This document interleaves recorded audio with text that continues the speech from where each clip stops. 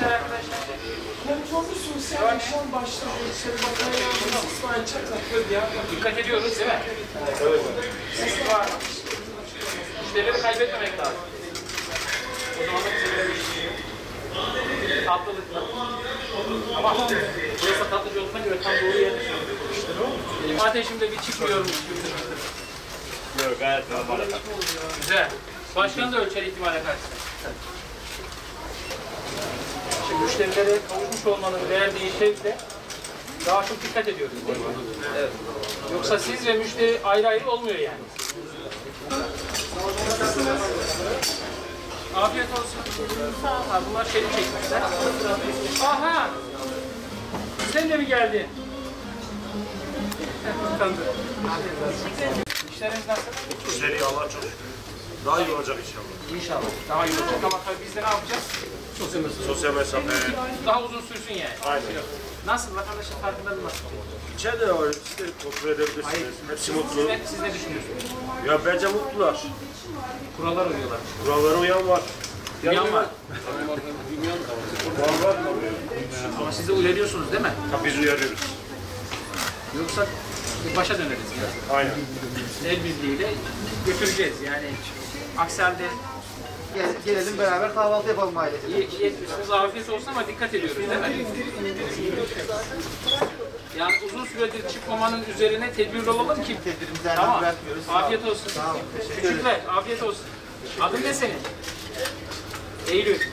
Kardeşin adı ne? Zeynep. Delikanlı. Ne? Ben de Oo, maşallah. Afiyet olsun. teşekkür edeceğiz. Çabucak başa dönüyoruz. Bildiğiniz gibi Sayın Cumhurbaşkanımızın açıklamalarıyla kontrollü normalleşme dönemine geçtik.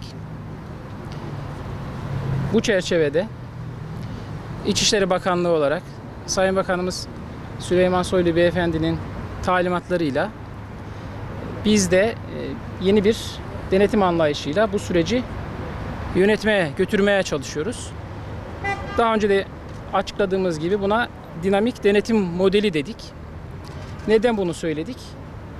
Klasik denetimlerin ötesinde süreklilik arz eden, rutinin ötesinde geçilen, sadece kolluk birimlerimiz yani emniyet, jandarma, sahil güvenlik değil, yönetimin diğer kesimlerinin, diğer birimlerin, bunun yanında belediyelerimizin, yani yerel yönetimlerimizin, odalarımızın, ticaret odamızın, esnaf odamızın, organize sanayi bölgelerimizin, meslek kuruluşlarının hepsinin de içinde olduğu yeni bir anlayışla bu süreci daha az hasarla atlatmak ve düşük risk grubunu korumak, düşük risk grubunda olan illerimizde, yüksek risk grubunda olan illerimizde de biraz daha gayret ederek onların da risk durumlarının azalmasına yardımcı olmak gayesiyle çalışıyoruz.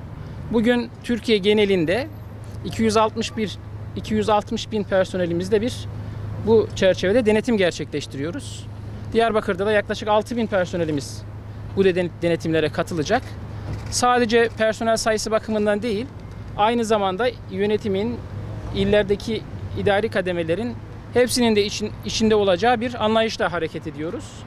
Yani valilerimiz, bunların yanında emniyet müdürlerimiz, jandarma komutanlarımız, diğer il müdürlüklerimiz yani Milli Eğitim Müdürümüzden tutun da işte müftümüze kadar, bunun yanında meslek kuruluşlarımız, esnaf odamız, ticaret odamız, organize sanayi bölge müdürlüğümüz başta olmak üzere herkesin içinde olduğu bir anlayışla hareket ediyoruz.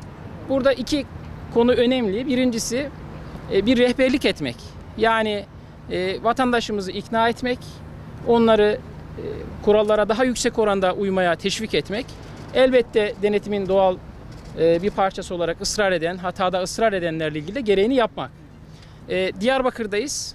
Sayın Bakanımızın talimatları doğrultusunda bakan yardımcılarımız, Emniyet Genel Müdürümüz, Jandarma Genel Komutanımız değişik illere dağıldık.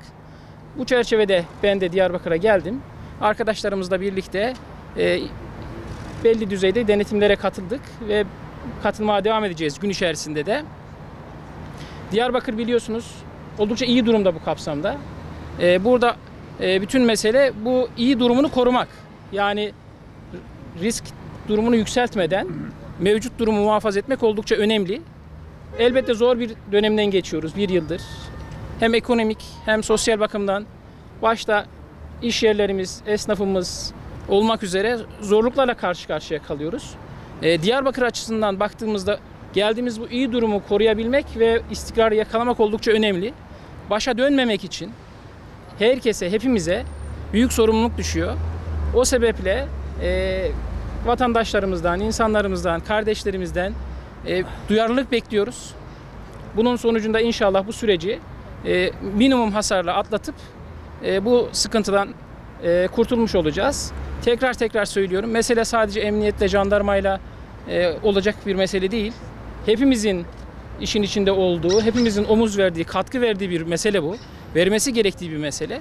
Onun için toplumumuzun bütün kesimlerinden duyarlılık, hassasiyet beklediğimizi de tekrar ifade ediyorum. İnşallah hasarsız bir şekilde Diyarbakır içinde bu durumu koruyarak bu süreci atlatmış oluruz. Teşekkür ediyorum.